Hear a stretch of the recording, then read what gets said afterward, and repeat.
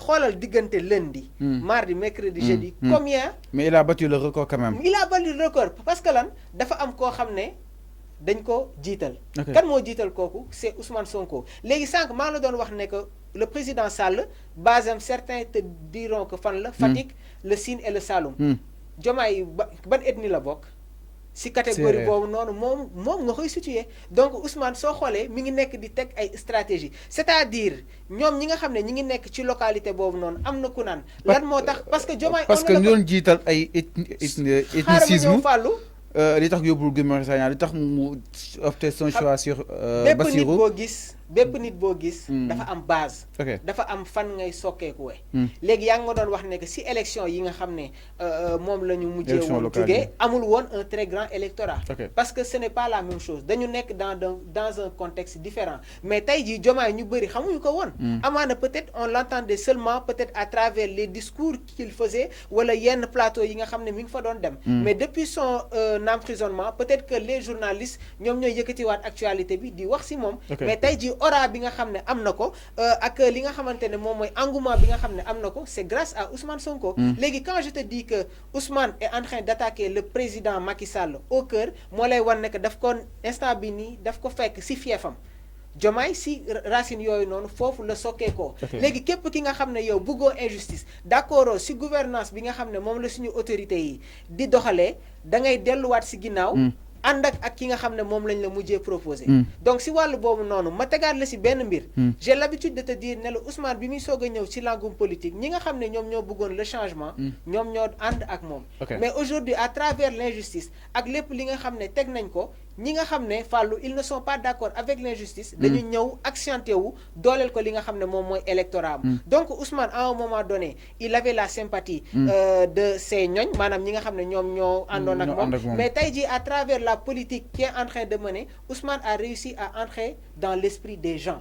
donc yaakaar naa ne actuellement état bi su ma doon ñoom dañuy xaw a dellu ginnaaw tuuti xam ne que la bataille ne se fera pas dans la rue mais plutôt la bataille se fera à travers les plateaux et les débats di nga xam ne tey jii ñu ngi koy gis ci langum politique seen Fall. Vous êtes nombreux peut-être pour xam exactement fan la Diomaye daal di toll si li nga xam ne que moo di parrainage yi parce que aussi si ay lieux yu bëri nag maanaam si ay bërëb yu bëri gis neen li nga xam ne que moo di audience bi nga xam ni itam am na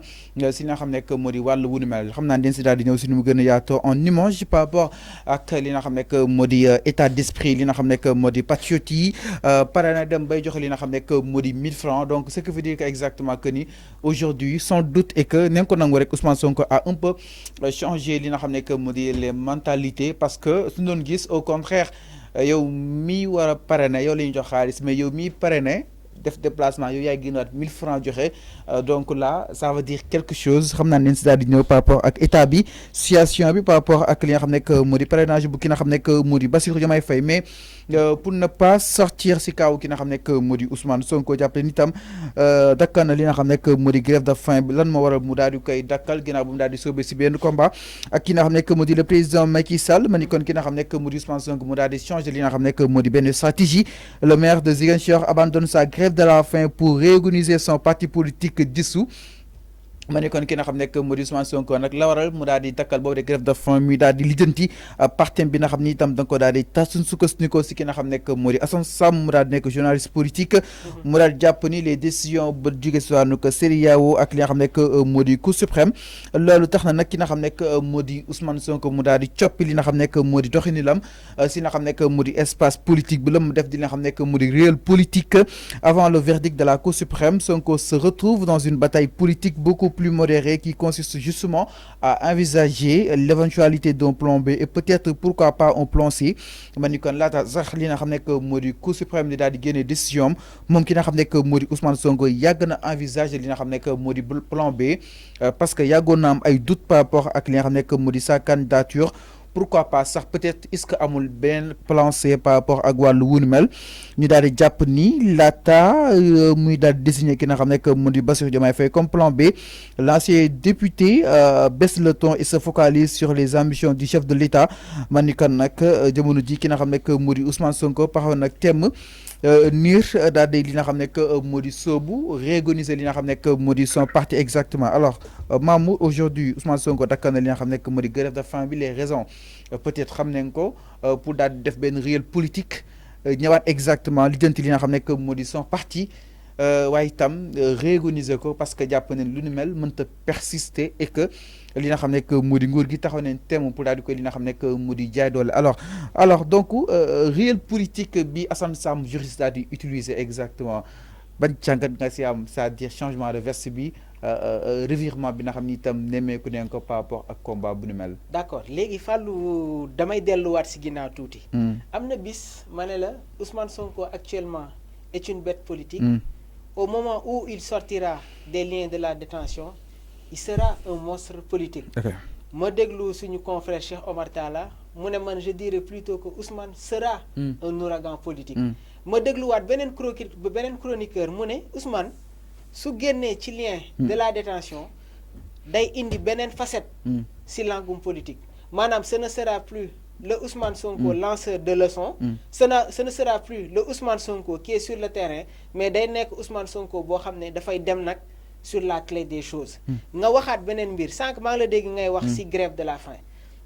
faim su ko détenu defee c'est pour faire passer un message au niveau national et international. Et je dirais plutôt... mais message boobu jàpp nga ni jàll na. non message boobu jàll na romb na sax foofu Fallou.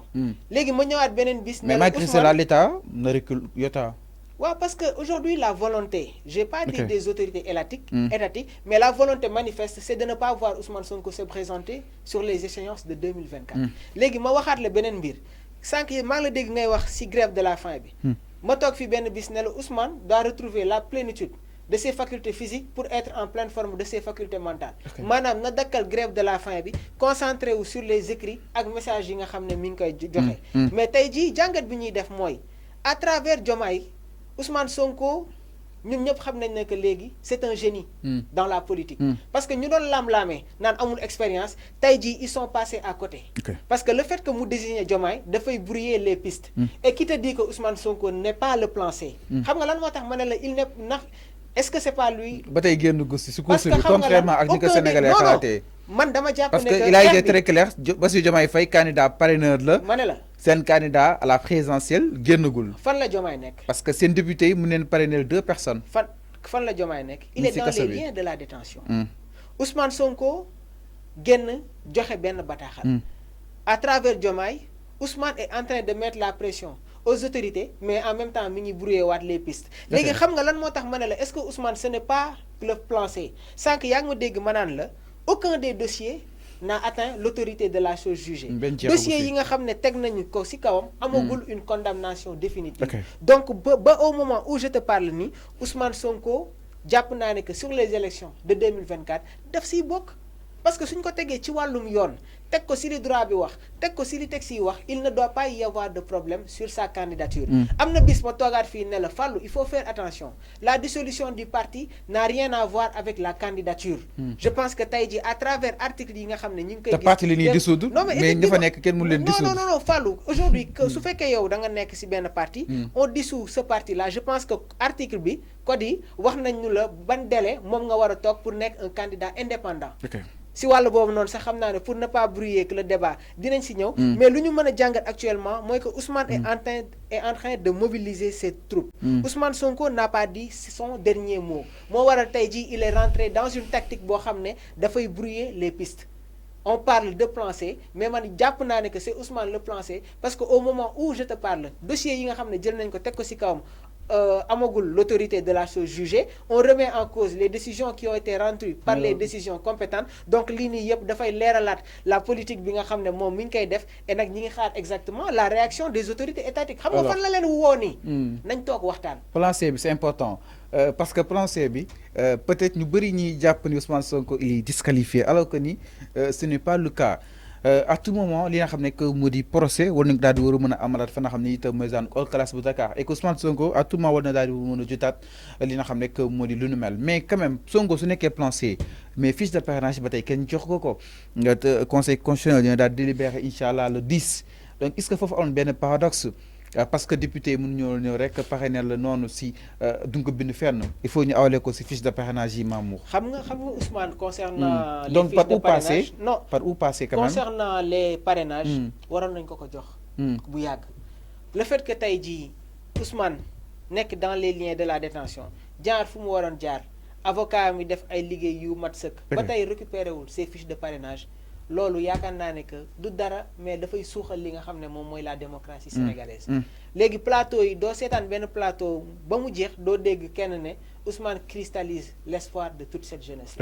et que man j'ai l'habitude de te le dire ne la élégance politique fi muy laal dafa bëri mais li logique mooy ki nga xam ne moom moo ëpp électorat ci biir Sénégal dañ ko war a bàyyi mu dem sur les élections c'est pas l'État qui doit être l'adversaire de Ousmane Sonko mais plutôt les candidats à la candidature mais ko électorat kay mooy élection yi jeex na Mamour donc état mi ngeemu mbërëm ak lu état mi ngeemu mbërëm kan mooy mbërëm Amadou Ba est-ce qu'il a un très grand électorat Fallou certains te diront que Amadou c'est le candidat des bourgeois am na ñu naan le candidat am na ñu naan la Amadou Ba c'est le candidat des Français mais tey ji constat yi nga xam ne def nañ ko ak les sondages qui ont été faits c'est Ousmane Sonko qui est au devant de la scène Ousmane est une réalité politique sànq maa ngi déglu suñu consoeur ki nga xamante ne moom mooy nekk sans limite Ngoné Saliou à un moment donné je l'ai entendu parler dama ko sax yërëm mi ngi wax benn moment naan man amaana Ousmane di ma koy gis bëriwul peut-être que on a eu à échanger mais man bokkuma ci parti liggéeyuluma parti nekkuma ci mouvement nekkuma ci dara mais man en tant que journaliste tey jii am na ay kàddu yoo xam ne Ousmane wax na ko ça m'a plu parce que ku dem ba ne même man sama mairie nit su fa jëlee 5000 francs dañ koy teg ci yoon je pense que kooku noonu nekk na nit boo xam ne bëgg na ko teg ci yoon donc quand j'ai entendu Ngoné parler je suis que kii nii kàddu yi nga xam ne mi ngi koy yëkkati mi ngi koy wax parloowul mais par contre dafa am une certaine réalité Ousmane Sonko li nga xam ne moom moo ko am daf ko liggéeyal boppam c'est-à-dire non